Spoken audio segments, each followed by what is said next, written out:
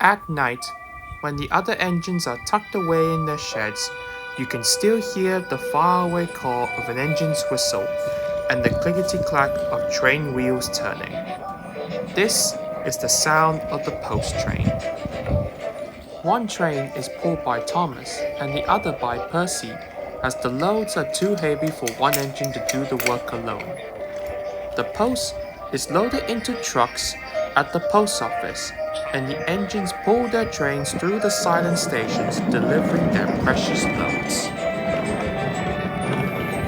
On a clear night, a big shining moon brightens their journey, but often Thomas and Percy can't even see the stars. But whatever the weather, lamps along the track always light their way. One night, Percy was waiting at the junction. The mainline train was late. At last, Douglas arrived. "Sorry," he puffed. "The mailboat from the mainland was delayed." "Come on, Percy," said his driver. "Let's make up for lost time." Percy puffed along as quickly as he could, but the sun was already rising as he finished his work. "Never mind," thought Percy. "It's nice to be out and about when it is the start of a new day and there's no one else around." Percy was not alone for long. "Bother," said Percy. "It's that dizzy thing Harold." "Good morning." "Well, Harold, I always said railways were out of date, but you're so slow with the post. You should give everyone their stamps back. Post haste." Percy was too tired to explain. "Bird brain," he muttered. "Good morning, Percy," called Duck. "You're up early." "No, you're wrong," sighed Percy. "I'm back, tired and late." He rolled into the shed and fell asleep almost before his buffers touched the bar. His driver decided to set off early that evening. Thomas was waiting at the station. "Thank goodness I had the chance to speak to you. Driver says that the person in charge of the post has complained to the Fat Controller about the delay last night."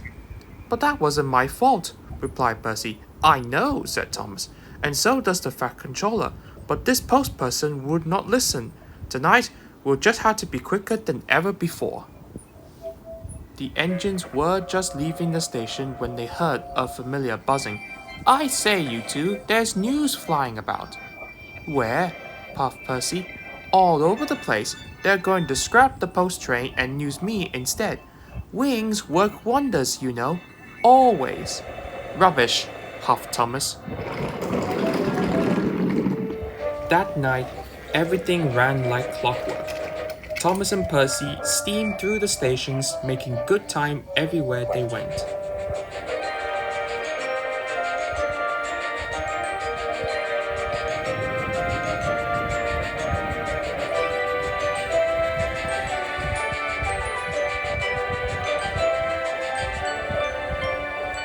At the station, Thomas noticed a man looking cold and worried. He had missed his train home. "We can give you a ride," said Thomas's driver, "but it would be rather uncomfortable." "Thank you," said the man. "Anything's better than sitting here."